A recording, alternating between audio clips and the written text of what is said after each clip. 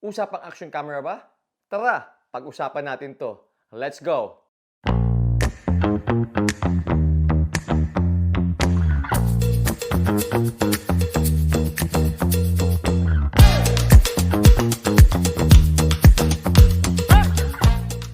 What's up guys? In today's video, pag-uusapan natin kung bakit ako kumuha ng action camera at bakit Osmo Action ang napili ko. Siya nga pala, ang binili ko pala is yung Osmo Action Adventure Combo. Kaya ako binili yun kasi feeling ko kumpleto na yun eh. Lalo na kung mag-vlog ka, talagang saktong-sakto. Kaya kung may pagkakataon ka, yun ang piliin mo. Ano ba mga kasama doon sa adventure combo na yan? Number 1 is yung extra batteries. Alam naman natin na pagka maliit ang camera mo, di maliit din ang battery niyan. Pag maliit ang battery niyan, di mabilis maubos ang baterya. Kaya kailangan mo yan, yung mga extra batteries. Kaysa bumili ka, di bili mo na tong combo kasama na yung baterya. At saka, maganda dun is may casing na siya.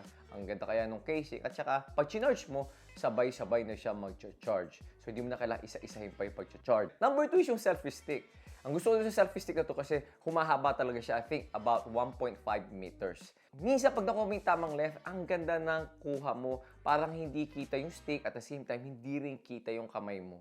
Parang wala lang, may nagvi-video for you. Kaya sulit na sulit tong selfie stick na to. Number 3 is yung cage niya. Ang maganda dito sa cage niya is pwede mo i-mount yung action camera mo horizontally or vertically. Kaya kung mag-YouTube videos ka, TikTok, or YouTube Shorts, pwedeng-pwede, ang bilis, ang dali-dali lang. So, yun ang mga kasama sa Adventure Combo. Matagal ko na talaga kasi gusto bumili ng action camera. Kaya lang medyo nagdadalawang isip ako kasi hindi ko alam kung siya gagamitin. At saka dati kasi pagka nakita mo yung mga action camera, parang masyadong fish eye, di ba? Masyadong wide. At saka parang hindi ko type yung itsura eh. Siyempre over time, mag-i-improve yan. And I felt like this is the right time na bumili ng action camera. Lalo na pumunta ako sa Turkey. Kasi alam ko na yung mga activities na gagawin ko o may idea ako eh. So sabi ko sa sarili ko, parang kailangan mo ng action camera. At saka gusto ko na mag-start mag-vlog eh. So perfect na perfect to sa tingin ko. Kaya I jumped in at bumili na ako ng action camera. At ang pinili ko syempre ay yung Osmo Action 4. On that note, here's my initial impression dito sa camera na to.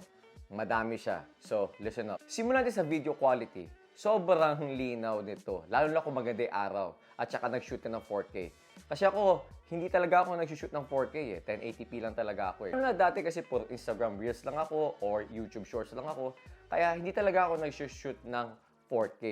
Kaya nung ginamit ko to, blown away ako, nagulat talaga ako. Pero, hindi ko pa nasusubukan to sa low light eh. Kaya, hindi pa ako sure. Pero so far, ang linaw talaga niyan. Sobrang linaw. Lalo na pag maaraw. Next naman natin is yung sound quality. Grabe. Dito talaga I was blown away. Kasi medyo OC ako pati sa sound eh. Hate na hate ko pagka pangit yung sound or mahina yung sound. Alam mo yun? So, nung nag-shoot ako ng video rito, parang doubtful ako. Parang maganda kaya magiging sound nito. So, after checking the video at checking the sound, anyway, tingnan mo na lang. Pakinggan mo. Walang mic to. Have a look. Yung hotel ay all-inclusive. Ibig sabihin lang nun, inom up to sawa at kain up to sawa. Mamaya papakita ko sa inyo yung mga restaurants o yung mga pwede mong kainan dito at saka yung mga bar, yung mga pwede mong inumin. Halos lahat ata pwede mo nang inumin dito. O, di ba? Akalain mo may external mic. Grabe talaga. Siguro syempre depende rin kung nasang environment ka. Syempre pag maingay, mas mahirap. Pero so far sa buong bakasyon ko, wala akong naging problema. Ang ganda ng sound or very usable yung sound. Minsan iniisip ko pa nga parang hindi mo na kailangan ng external mic. Next naman natin is your front-facing screen niya.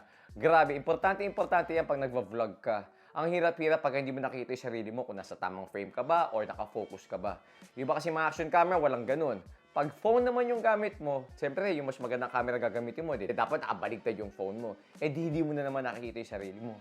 Ang maganda rito sa action camera na to is meron siyang screen sa front niya. So, pwede mo makita yung sarili mo. At the same time, nag-change mo yung settings sa front. Yun ang pinaka-importante doon. Pagka overexposed ka or pagka underexposed ka or kailangan mo makita kung focus ka, nandun na lahat. Kaya napaka-importante sa akin itong front-facing screen na yan. And finally, ang pinaka nag-convince sa akin kung bakit ko kinuha yung Osmo Action 4 is yung mounting system nila. Gumagamit kasi sila ng magnet. Kaya ang dali-dali magpalipat-lipat from one accessories to another.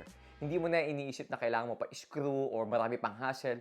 Lalo na kung maraming nangyayari sa paligid mo at gusto mo magpalipat-lipat ng mounting system. Kunwari, gusto mo lumipat sa neck mount mo, or sa head mount mo, or sa tripod stick mo, or whatever, ang dali lang niya palipat-lipat. Hindi mo na kailangan mag-screw-screw pa. At ngayon pumunta naman tayo sa accessories. Ano ba yung mga accessories na kailangan mo? Ngayon, depende yan. Depende sa pangangailangan mo yan. Pero ako, bago ako umalis, medyo nag-research na ako. Kaya mga kinuha ko accessories, yung feeling ko na kailangan ko. Number 1 is yung neck mount. Napaka-importante sa akin yan. Lalo na kung nagvo-vlog ka, gusto mo gamitin yung dalawang kamay mo. Nung gusto ko i-feature mga pagkain doon sa hotel na pinagstayan ko, ang dali-dali lang. Nilagay ko lang sa neck mount ko yung camera, tapos paikot-ikot lang ako. Gamit ko yung dalawang kamay ko. Ang dali-dali. At the same time, hindi ako masyado halata ng mga tao kasi nakasabit lang sa leg ko Hindi obvious masyado. Kaya, grabe, tuwang-tuwa ako dito sa neck mount na to. Sulit na sulit. Number 2 is yung DJI floating handle. Kaya ako naman binili yan kasi pag nasa beach ka or nasa swimming pool ka, malaki yung chance na baka mabitawan mo, lumubog yan, hindi mo na makita uli. Pag nakakabit siya sa floating handle mo, di syempre lulutang yan at madali mo siya makahanap. Syempre, investment mo yung camera na yan, kaya dapat ingatan mo yan. Next naman is yung bite mount. Pagka ganyan naman ang ginamit mo, parang meron kang first view mode. So, pag gumagalaw yung ulo mo, sumasabay. At the same time, kung gusto mo gamitin yung kamay mo, pwede din. Kaya lang problema naman dyan sa bite mount na yan, hindi ka tatagal dyan. Kasi nga nakakapagod, kagat-kagat mo yan, di ba? Pag gumagalaw yung ulo mo, okay, short videos, pwede siya. Pero sa mga long video, medyo mahirap.